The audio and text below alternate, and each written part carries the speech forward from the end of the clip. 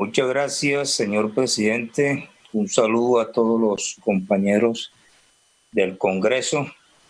Si bien es cierto que la pandemia COVID-19 es un acontecimiento inesperado a nivel mundial, el cual fue imprevisible, irresistible e inmedible por su complejidad, rapidez, unicidad, que tomó por sorpresa no solo a los mandatarios, sino también a todos los habitantes de los distintos países donde ha estado, ha hecho presencia, que por lo sorpresivo no se había contemplado ningún plan de contingencia para enfrentar con efectividad.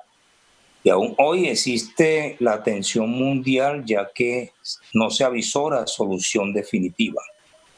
Se viene sosteniendo a nivel global que todas las pandemias se han usado como pretexto para modificar la agenda económica y las restricciones de derechos y libertades por vía de la declaratoria de estado de excepción.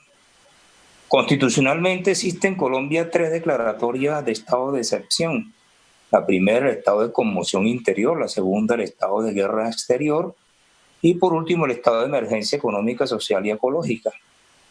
Pero cualquiera que sea el estado de excepción deben regir unas reglas que le son comunes en la expedición de los decretos con fuerza de ley. Estos deben estar orientados o destinados exclusivamente a conjurar las crisis y a impedir la extensión de sus efectos. Que en el caso de los decretos de emergencia económica, social y ecológica, deberán referirse a materias que tengan relación directa y específica con el estado de emergencia. Por lo tanto, estos decretos deben contener, primero, deben ser proporcionales; segundo, deben ser conexos; tercero, deben tener validez constitucional; y cuarto, lógicamente, sí, una responsabilidad del presidente y sus ministros, que son los que los suscriben. Análisis de los decretos. Ahora, observando los decretos expedidos, podemos expresar lo siguiente. De los 107 primeros decretos no están apuntando a lo esencial, esto es fortalecer el sistema de salud.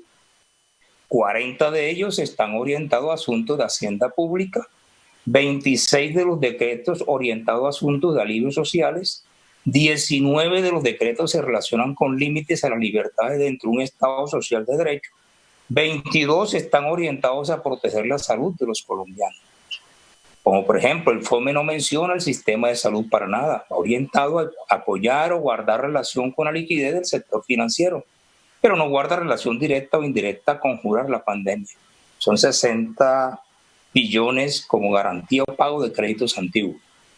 Ahora, la gran omisión, el sustraerse de afectar mediante un tributo especial al sector financiero bancario, quienes han sido los grandes ganadores aún en el día sin IVA.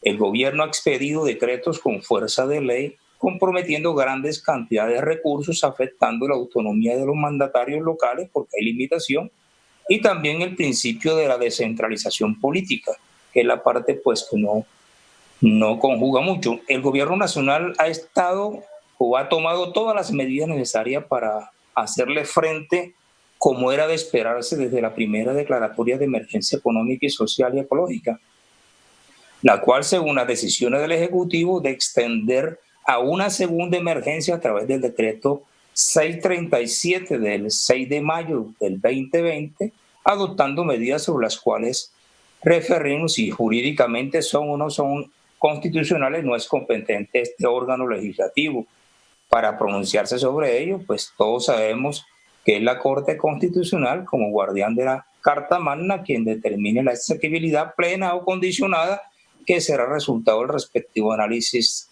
que ésta realice. Sobre el control político, el cual sí es el deber constitucional y legal, al cual estamos llamados a estudiar la conveniencia y oportunidad de las medidas tomadas por el Ejecutivo, es decir, el impacto social y económico sobre la sociedad y el país. Me referiré en algunos aspectos.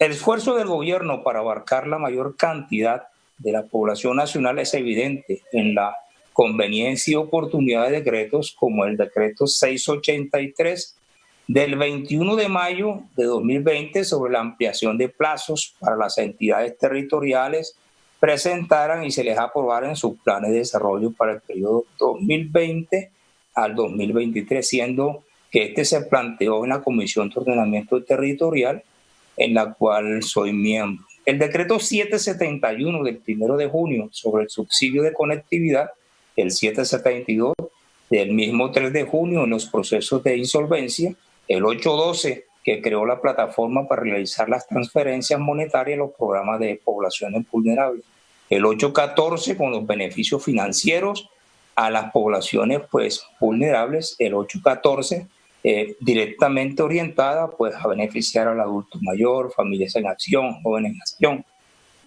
Y en general, de la mayor parte de los decretos expedidos en este segundo estado de emergencia, por no decir sobre los mismos que pueden ser tardíos para algunos, como para otros expresan o no expresan o aminoran, no mejoran o desmejoran la efectividad de esto.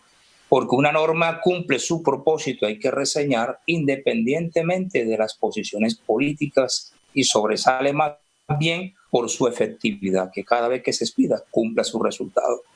Si el efecto pudo o no ser mejor, es una crítica que obedece a las posturas, la forma políticamente que cada uno adopte al respecto. Lo más importante es que los colombianos que se ven beneficiados expresan su alivio, y este es precisamente el objetivo al que apuntó el gobierno nacional.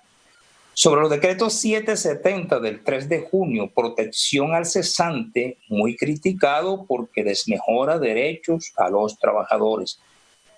El 818, alivio al sector cultura, reviste ausencia de eficacia o notoriedad. El 819, ampliación de plazo para el pago de los servicios públicos, ha sido parcialmente conveniente y oportuno, toda vez que las medidas aparentemente no han llegado al total de los que...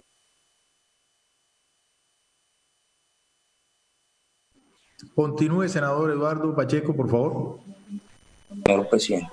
Sin embargo, los que han resultado beneficiados han sido y han expresado su conformidad con la medida tomada. Sería interesante que se tuviera en cuenta las distintas sugerencias y recomendaciones dadas por los sectores afectados, de manera que se puedan mejorar las medidas para mayor beneficio. Del decreto sobre los arrendamientos de locales comerciales, o sea, el 797 del 4 de junio, asimismo del 811 del 4 de junio, enajenación de la participación del Estado, se puede decir sobre el primero que no ha causado el efecto que se esperaba y no ha generado los alivios que impactan a los más afectados, a los arrendadores y a los arrendatarios. Y sobre el segundo decreto en mención, sería importante que cualquier enajenación del patrimonio del Estado pasara por este organismo, el Congreso de la República, y fuera un producto, un gran debate. Así las cosas, las medidas implementadas por el gobierno nacional fueron algunas convenientes y oportunas, con mayores efectos positivos en los grupos poblacionales más vulnerables, quienes hoy en día son los que menos oportunidad de sobrevivir en medio de la crisis tenían, y que en buena hora de las medidas han podido enfrentarlo con menos dificultad. Evidentemente, el gobierno nacional apunta a alcanzar los grupos poblacionales. La pandemia no ha terminado aún, y todas las medidas que apunten a aliviar las condiciones de supervivencia de todos los colombianos, que además tengan efectos insuperables económicamente. Ahora, pensando en la pospandemia, y le ruego, señor presidente, que ya voy a terminar. Ahora, pensando en la pospandemia o propósito de la pospandemia, formulo un interrogante a toda la plenaria. ¿Vale la pena, y de igual manera también al presidente de la República, al gobierno, vale la pena aferrarse a la regla fiscal cuando ya otros países están actuando por fuera de la misma? Estamos a las puertas de una recesión económica mundial. Antes que estar pensando en incrementar la deuda externa o imponer una reforma tributaria, ¿no sería mucho mejor gestionar lo siguiente? 1, una condonación de los intereses de la deuda externa. 2, refinanciar la deuda externa que no contemple el incremento de la misma. 3, evitar a toda costa cualquier enajenación del patrimonio del Estado para enfrentar o conjurar las crisis. Termino diciendo lo siguiente: es necesario para el actual gobierno y también para el próximo gobernante, porque eso se extiende del país, incluir en su agenda lo siguiente: disminuir la brecha de inequidad o desigualdad social, disminuir considerablemente el desempleo, disminuir la... Termine, senador Eduardo Pacheco, por favor.